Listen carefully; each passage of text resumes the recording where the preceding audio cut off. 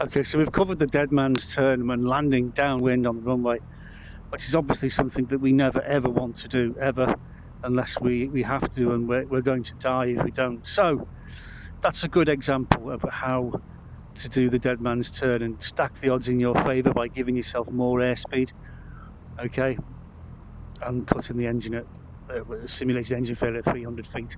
We're now going to see how high we can or how low we can go using that speeding technique in order to land the aircraft in the right direction, okay, into wind, which is obviously the safest option.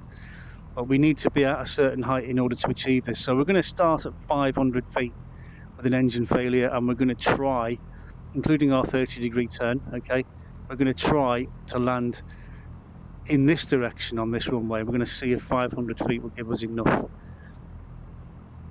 inertia and height to do that. Okay, fuel pump is on, fuel is selected, so both fuel tanks left and right are good. Okay, full power, brakes off, T's and P's all looking good.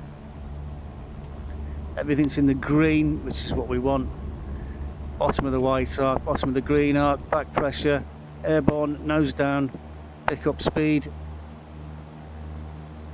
Do not allow the aircraft to climb away, because it might conk out, and then we can just settle it back down straight on the runway there, and everyone's happy. Okay, we're still less than 100 feet, we're about 50 feet off the runway. Okay, we are almost the top of the green arc now, we're hitting almost 120.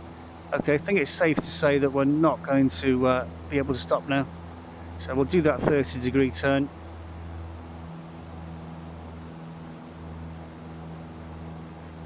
About there. And we'll raise the nose and we'll look to 500 feet. Chop the power at 500 feet. Okay, nose down. Not too far down. We want to trim the aircraft now for 70 knots. We're looking downwind, downwind. Have we got 70 knots yet? No. Trim, trim, trim, more trim, more trim. Come on, 70 knots, 70 knots. Too slow, get the nose down, get the nose down, too slow. Okay. We're running downwind parallel to our runway. We don't want to get too low. We're down to 400 feet now. We're going far too slow. So we start turning towards our runway to get back onto it. We don't need to go all the way to the end. We can sort of pull on to the runway in the middle there somewhere, but we don't want to stall. So I'm not using any flaps. I've got a crosswind, 20 knot crosswind here to contend with. Okay, 60 knots, I'm still going too slow.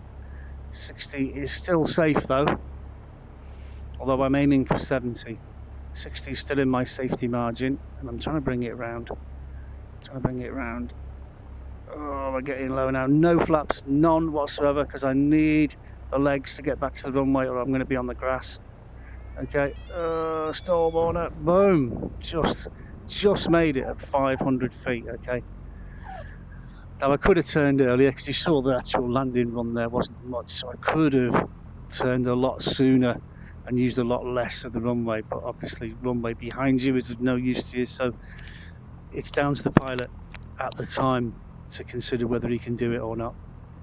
But it can be done, and I think as a student pilot, my best advice to you is get the flight simulator on your computer, get the VR headset, and practice and practice and practice over and over and over again engine failures, okay, on takeoff.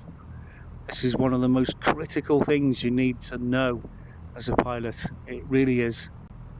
It's the best thing you can teach yourself. Thanks for watching.